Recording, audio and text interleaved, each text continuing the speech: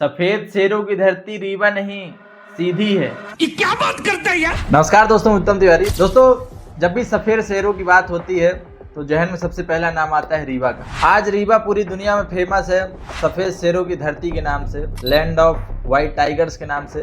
लेकिन शायद अपना कहीं ना पता हो कि जौने व्हाइट टाइगर के नाम से रीवा पूरी दुनिया में फेमस है, विश्व विख्यात है, वो व्हाइट टाइगर रीवा में नहीं सीधी की माटी में जन्म ले रहा है। ये तो लेटेस्ट न्यूज है। जी हाँ दोस्तों, तो आज की वीडियो में बात होगी दुनिया का पहला व्हाइट टाइगर मोहन के बारे में।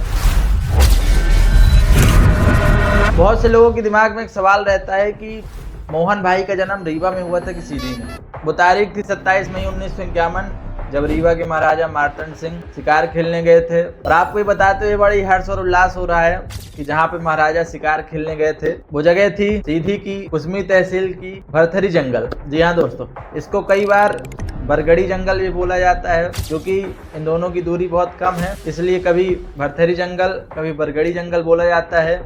शिकार खेलते हुए राजा ने देखा सामने एक बाघिन अपने 3 बच्चों के साथ बैठी है। उसके 2 बच्चे तो नॉर्मल थे अपनी माँ की तरह, लेकिन एक बच्चा था सफेद रंग का, और वही सफेद रंग का बाघ था हमारा मोहन, जो सीधी जिला में आया नहीं, मोहन का ठिकाना क्या जाने। तो जो हमारा मोहन था वो रीवा कैसे पहुंचा? मेरे फादर की सीटी वो पहचानता था। अगर वो विसिल करते थे तो वो ऊपर देखता था और रिस्पॉन्ड करता था। अब चूंकि 1951 में सफेद बाघ देख लेना अपने आप में बहुत ही यूनिक था, तो राजा जी ने उस व्हाइट टाइगर को लिया और उसको उठा के गोविंदगढ़ के किले पे ले आए अपने। अब चूंकि किले में मोहन अकेला हो गया था, वहाँ उसके मम्मी पापा भाई बहन कोई नहीं थे, तो भाई मौका देखते ही फरार हो गया। मुझे घर जाना है, मुझे अपने घर जाना है। लेकिन फिर मोहन को अगले ही दिन मुकुंदपुर के जंगल में पकड़ लिया गया दोबारा।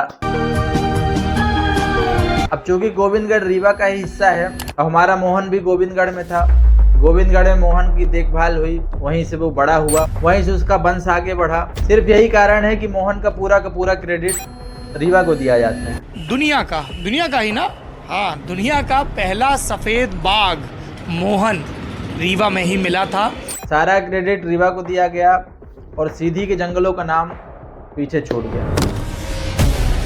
दोस्तों, ये कोई कहने की बात नहीं है, ये मैं बड़ाई के लिए नहीं कह रहा हूँ कि मैं सीधी का हूँ तो सीधी में ही मोहन पैदा हुआ था। इस बात के पूरे सबूत हैं। रीवा की ऑफिशियल वेबसाइट पे भी लिखा है, व्हाइट टाइगर सफारी मुकुंदपुर की ऑफिशियल वेबसाइट पे लिखा है। कई इतिहासकारों ने इस विषय पे शोध किया है, कई किताबों में इसका उल्लेख है कि हमारे मोहन का जन्म सीधे में हुआ, लेकिन उसका पालन पोषण रीवा में हुआ। यही कारण है कि रीवा आज व्हाइट टाइगर की धरती के नाम से जाना जाता है। और सीधी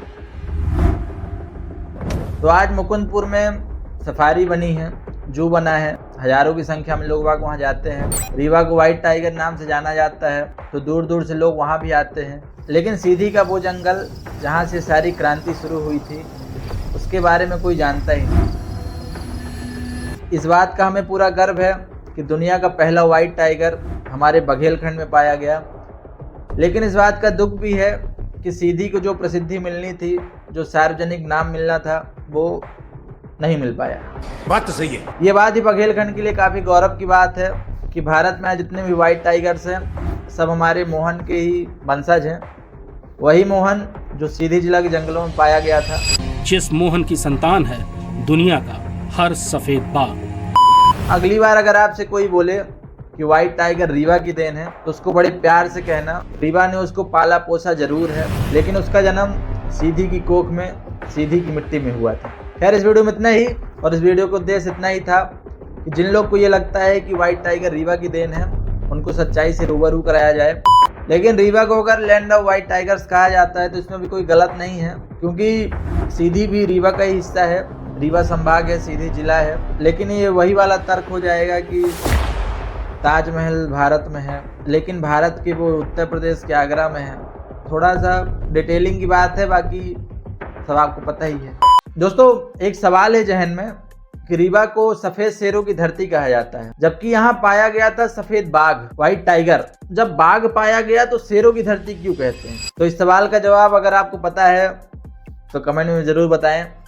धन्यवाद। खैर, इस वीडियो में इतना ही। वीडियो अच्छा लगा हो आगे शेयर कर दें। इसी तरह की और वीडियो देखने के लिए फॉलो कर लें। धन्यवाद।